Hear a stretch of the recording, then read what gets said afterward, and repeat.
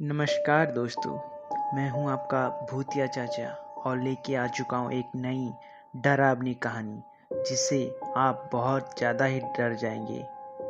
उससे पहले आपने अगर हमारे चैनल को सब्सक्राइब नहीं किया तो ज़रूर सब्सक्राइब कर देना और पास में दिए गए बेल आइकन को दबा देगा, वरना कहीं ये हादसा आपके साथ अगली बार ना हो जाए। तो ये लगभग उस दिनों की बात है जब मैं पहली बार अपने गांव गया था गर्मियों की छुट्टी में। वहाँ पे एक अजीब घटना होती रहती थी हमेशा। एक ना एक दिन कोई एक का ज़रूर मौत होता था। मेरे पापा वो देख के बहुत ही ज़्यादा चौंक जाते थे कि कोई गांव में कुछ बीमारी तो नहीं जिससे लोगों की मौत हो रही है। मैं एक दिन गांव में खेलने के लिए गया, पर कोई लड़कों ने मुझे खेलने के लिए मना कर दिया क्योंकि वो अजनबियों से कभी बात नहीं करते थे और मुझे देख के बहुत ज़्यादा डर जाते थे वो बच्चे और मुझे अपने साथ कभी नहीं खिलाते। मेरे दादाजी ने कहा था कि बेटा, तुम कभी भी रात को बाहर घूमने मत जाना, सुबह के 7 बजे के बाद यहाँ पे कोई नहीं निकलता। पर मैं ठहरा बहुत ही नादान और ज़्यादा चुगलखोर।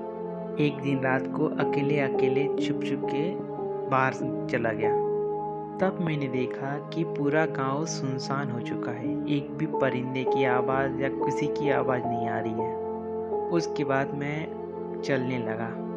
जैसे मैं थोड़ी देर चलने लगा था, मुझे लगा कि कोई मेरे पीछे आ रहा है। जैसे ही मैंने पलट कर देखा तो कोई नहीं था वहाँ पे।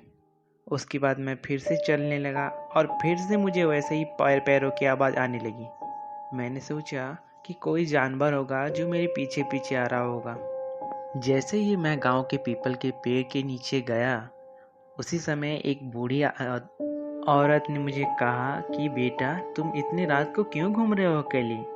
तो मैंने कहा उन्हें कि नानी, मैं यहाँ पे अकेले इसीलिए घूम रहा हूँ कि सुबह जब मैं आता हूँ तो यहाँ के कोई भी बच्चा मेरे साथ खेलने के लिए मना कर देता है।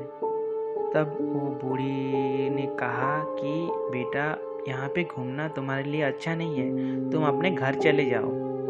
उसके बाद मैंने कहा मैं थोड़ी देर घूम के यहाँ से चला जाऊँगा। उसके बाद मैंने थोड़ा गौर किया कि वो बूढ़ी कुछ अपने आप में ही बड़बड़ा रही थी और फिर अचानक वो बूढ़ी औरत ने मेरे हाथ को पकड़ लिया और खींचते हुए उस पेड़ पे नीचे ले जाने की कोशिश कर रही थी। जैसे तैसे करके मैं उससे हाथ छुड़ा के दौड़ने लगा। मैं अंदर से इतना डर गया था कि बताओ मत कुछ। जैसे मैं पलट के देखा तो वो बूढ़ी औरत हवा में उड़ रही थी और बोल रही थी कि बाहर घूमना मना है। उसके बाद जैसे तैसे करके मैं अपने घर पे चला गया।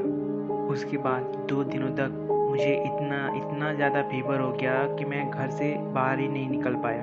जैसे ही मेरी तबीयत में थोड़ी सुधार आई तब हम वहाँ से चले आए और आज तक कभी भी मैं अपने गांव पे गया ही नहीं। तो दोस्तों, इससे हम क्या सीखते हैं? कभी भी अपने बच्चों को रात में बाहर ना भेजें, वरना कहीं ये आप हादसा आपके साथ ना हो जाए। तो आज के लिए सिर्फ इतना ही। मिलता हूँ मैं आपको एक डरावनी और सच्ची कहानी के साथ अगले वीडियो में। तब तक के लिए आपका भूतिया चाचा आपके साथ।